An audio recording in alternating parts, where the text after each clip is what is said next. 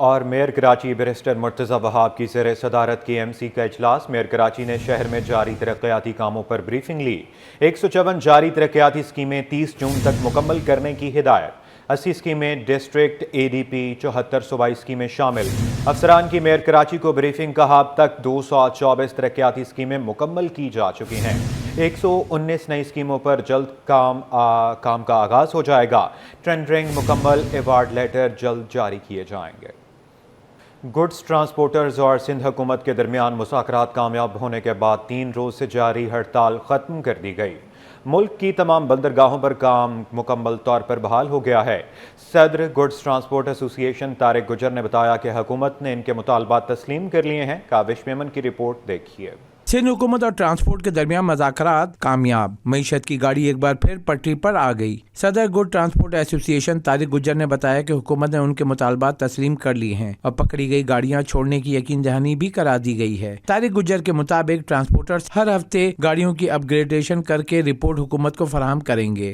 بہت زیادہ گاڑیاں ایک دم اپ گریڈ نہیں ہو سکتی ہیں، تو ہم ہر ہفتے آپ مجھے ہمیں رپورٹ دیں تو ہمارا پولیس ڈپارٹمنٹ ہے، ہمارے ٹریفک ڈی آئی جی ہیں علم شاہ صاحب، ان کے دفتر سے وہ جو ہمیں ہر مہینے ہر ہفتے کی رپورٹ ہے وہ کلیکٹ ہوتی رہے گی، تو گاڑیاں بھی اپ گریڈ ہوتی رہیں گی، اور اگر ٹائم درکار اور ہوگا تو ہم اس کو ٹائم کو آگے بڑھاتے رہیں گے۔ صدر گڈ ٹرانسپورٹ بولے کہ ٹرانسپورٹرز اور حکومت دونوں چاہتے ہیں کہ شہر میں حادثات کی روک تھام ہو، تاہم 50 سال کے مسائل ایک دن میں حل نہیں ہو سکتے۔ یہ بھی کہا کہ 15,000 گاڑیوں کی راتوں رات اپ گریڈیشن ممکن نہیں۔ گورنمنٹ بھی چاہتی ہے کہ ایکسیڈنٹ کم سے کم ہو، اور ہمارے ٹرانسپورٹر بھی چاہتے ہیں کہ ایکسیڈنٹ کم سے کم ہو، کیونکہ ایسا نہیں ہو سکتا کہ پچھلے 50 سال کا جو ہے معاملات ہے، جو 50 سال کے الجھے ہوئے معاملات ہیں ان کو ایک دن کے اندر صحیح کر دیا جائے۔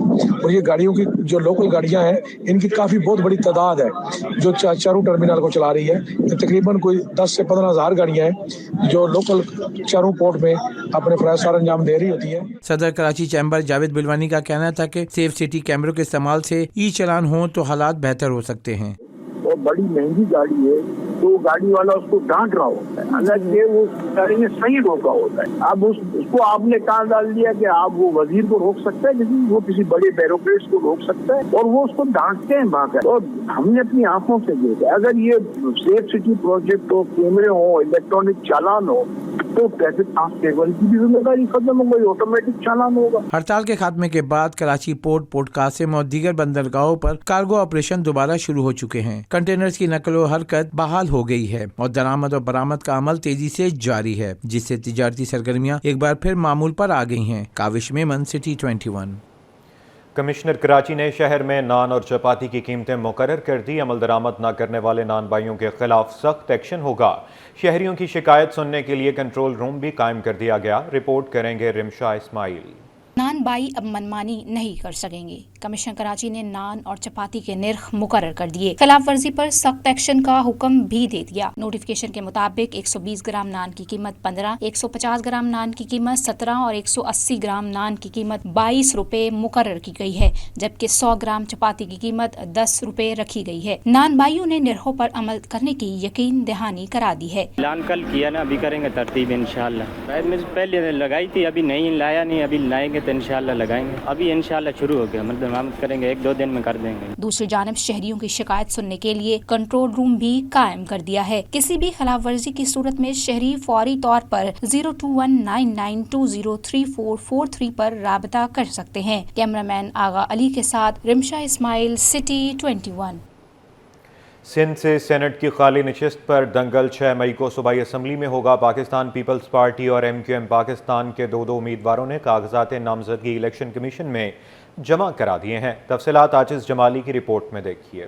بڑے ایوان کے لیے بڑے ٹاکرے کی تیاری۔ پیپلز پارٹی کے سینیٹر تاج حیدر کے انتقال کے بعد سینٹ کی خالی جنرل نشست پر امیدواروں نے کاغذات نامزدگی جمع کروا دیے۔ پیپلز پارٹی کے وقار مہدی اور آصف خان صوبائی وزراء اور ارکان اسمبلی کے ہمراہ جلوس کی شکل میں الیکشن کمیشن پہنچے۔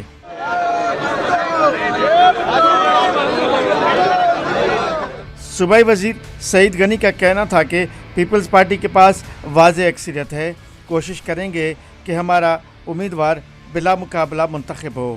سینٹ کے امیدوار وقار مہدی بولے، پارٹی نے جو بھی ذمہ داری دی قبول ہے، پارٹی کا شکریہ۔ मुमकिन है कुछ और जमातों के कैंडिडेट्स भी आएँ, हम इंतज़ार करेंगे। अगर कोई नहीं आया तो यकीनन हमारी ख्वाहिश होगी कि हमारे कैंडिडेट जो हैं वो अनअपोज एक मुंतखब हो जाएं। जुल्फ़िकार अली भुट्टो का विज़न था, जो शहीद मोहतरमा बेनज़ीर भुट्टो का विज़न था, जो चेयरमैन बिलावल भुट्टो ज़रदारी का विज़न है, जो आसिफ ज़रदारी साहब का विज़न है, उस विज़न पे आगे चलते हुए मैं अपनी पार्टी पॉलिसी के मुताबिक वहाँ बात रखूँ और इंशाअल्लाह मैं मुंतखब हुआ और इसके बाद भी मैं अपना रोल उसी अंदाज से बहैसियत पीपल्स पार्टी कारकुन के, बहैसियत सेनेटर के मैं अपना रोल अदा करूँगा। एमक्यूएम पाकिस्तान के डिप्टी पार्लियामेंट्री लीडर ताहा अहमद की क़यादत में एमक्यूएम के मुजाहिद रसूल और निगहत मिर्ज़ा ने कागजात नामजदगी जमा करवाए। ताहा अहमद ने कहा कि एमक्यूएम के पास शहरी इलाकों का मैंडेट है, हम इलेक्शन में हिस्सा लेंगे। जमहूरी अमल है, इसका हिस्सा बनना है और हमने 2 उम्मीदवारान के कागजात नामजदगी जमा कराए हैं, जिसमें से एक मुजाहिद रसूल भाई हैं जो हमारे बिज़नेस फोरम के जनरल सेक्रेटरी हैं, दूसरी निगहत मिर्ज़ा साहिबा हैं जो साबका सेनेटर भी रह चुकी हैं मुत्तहिदा कौमी मूवमेंट पाकिस्तान की जानिब से। उनके कागजात नामजदगी जमा कराए हैं और मुत्तहिदा कौमी मूवमेंट पाकिस्तान पूरी तैयारी के साथ इस इलेक्शन में उतरेगी।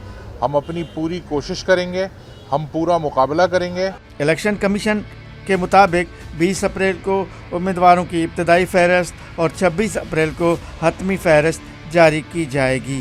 कैमरामैन शाहजेब रज़ा के साथ आजिज़ जमाली, सिटी 21।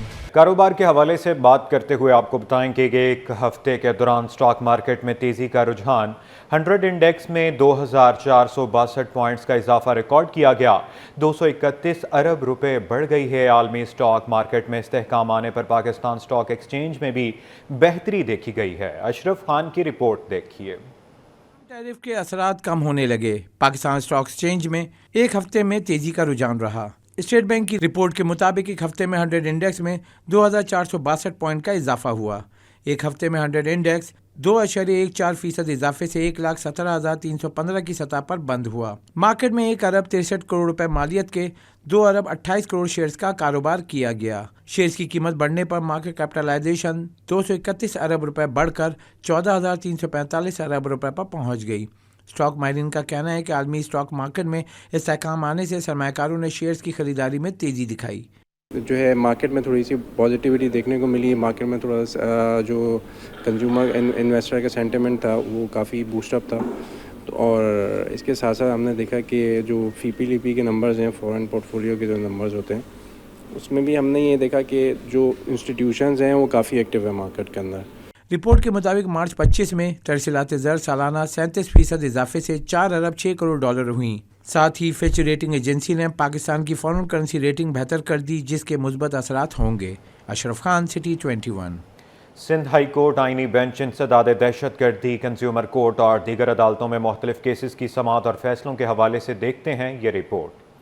सानिया 9 मई केस। टीपू सुल्तान थाने में PTI रहनुमाओं के खिलाफ जलाओ, घिराव और दहशत फैलाने का मुकदमा। इंसाफ दहशतगर्दी अदालत ने PTI कराची के रहनुमाओं पर फर्द जुर्म आयद कर दी। मुल्जिमान में हलीम आदिल शेख, राजा अजहर, फिरदौस शमीम नकवी, आलमगीर खान और दीगर शामिल। अदालत ने 30 अप्रैल को मुल्जिमान के खिलाफ गवाह तलब कर लिए। अदालती अहकामात की खिलाफ वर्जी पर आईनी बेंच का इज़हार बरहमी। अदालत का चेयरमैन गुलबर्ग टाउन और डायरेक्टर इश्तिहारात के खिलाफ कार्रवाई का फैसला। अदालत ने दोनों के खिलाफ तौहीन अदालत की कार्रवाई शुरू करने के लिए फरीकैन को नोटिस जारी कर दिए। अदालत ने चेयरमैन गुलबर्ग टाउन और डायरेक्टर इश्तिहारात का माफीनामा मुस्तरद कर दिया। जस्टिस आगा फैसल ने रिमार्क्स दिए कि हम दोनों के खिलाफ तौहीन अदालत की कार्रवाई करेंगे। पाकिस्तान रेलवेज हाउसिंग सोसाइटी में कमर्शियल सरगर्मियों के खिलाफ दरख्वास्त। सिंध हाई कोर्ट ने वफाकी हुकूमत, पाकिस्तान रेलवेज और दीगर फरीकैन को नोटिस जारी कर दिए। अदालत ने फरीकैन से आइंदा समाअत पर जवाब तलब कर लिया। पाकिस्तान तहरीक इंसाफ ने भी सिंध बिल्डिंग कंट्रोल अथॉरिटी के कवानीन में तरमीम को अदालत में चैलेंज कर दिया। दरख्वास्त में सेक्रेटरी लोकल गवर्नमेंट और DG को फरीक बनाया गया है। कपड़े वक्त पर न देने पर शहरी दुकानदार के खिलाफ अदालत पहुंच गया। कंज्यूमर कोर्ट ने कशीदाकारी की दुकान के मालिक को नोटिस जारी कर दिए। डेप्थ पब्लिकेशन के तहत मेगा स्कूल प्रिंसिपल्स कन्वेंशन, जिसमें शहर के 500 से ज़ायद निजी स्कूल्स की प्रिंसिपल और सरबराहान ने शिरकत की। अक्सा शेख की रिपोर्ट देखिए।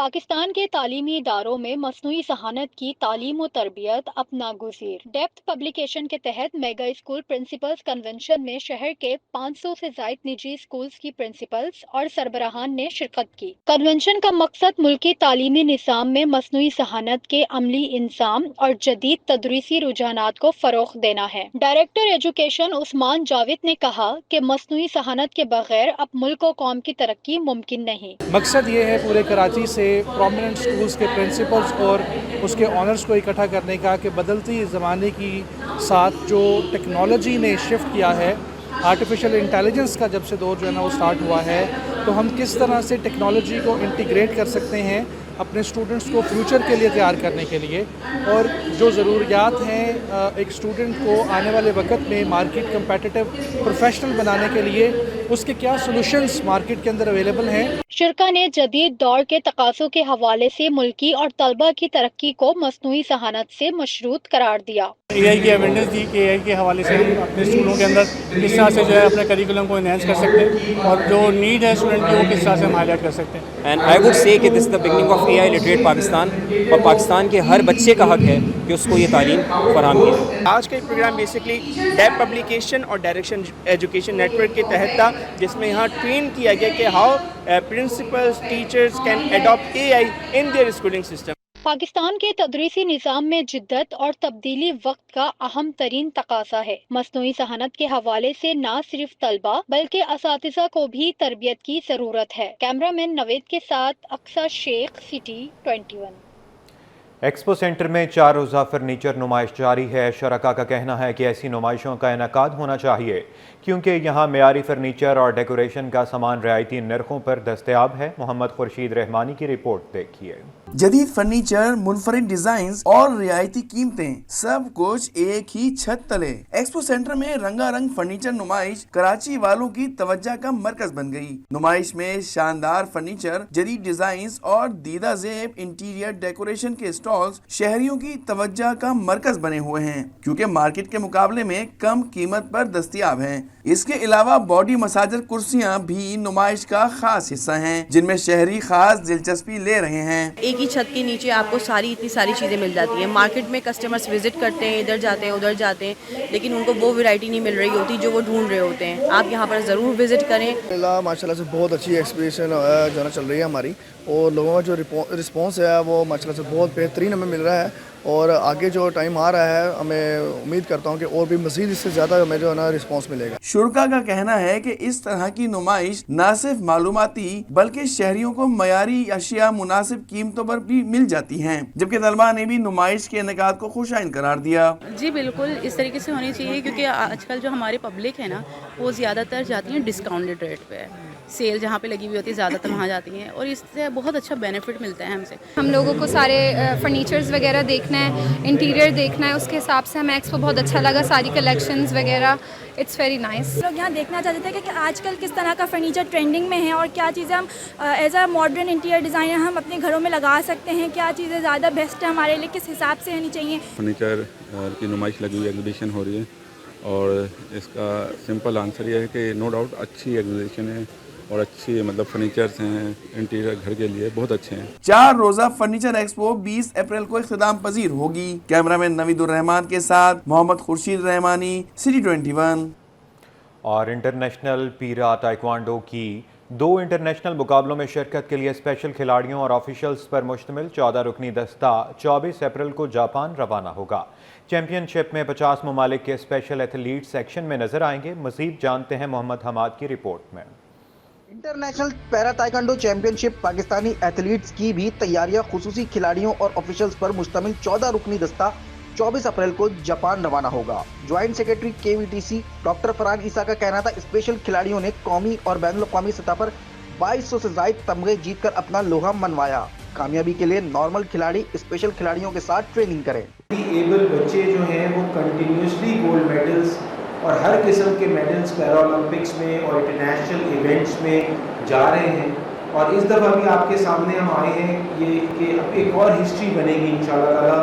جو تائیکوانڈو کا ایونٹ انٹرنیشنل ایونٹ اوساکا میں ہو رہا ہے جاپان، اس میں ہمارے 8 بچے جا رہے ہیں اور پاکستان ٹیم جو جا رہی ہے۔ डायरेक्टर KVTC आमिर शाह का कहना था जापान में 27 अप्रैल से 3 मई तक मुकाबलों में शिरकत के बाद कौमी दस्ता 5 से 8 मई तक मलेशिया में मुनक्किदा इवेंट में हिस्सा लेगा। डिफरेंट जो कंट्रीज़ हैं, जो डेवलप्ड कंट्रीज़ हैं, वो इसमें पार्टिसिपेट कर रही हैं और पाकिस्तान से ही 8 बच्चे जो different abled Karachi vocational training centre के स्टूडेंट हैं, ये बच्चे रिप्रेजेंट करेंगे इंशाल्लाह पाकिस्तान को।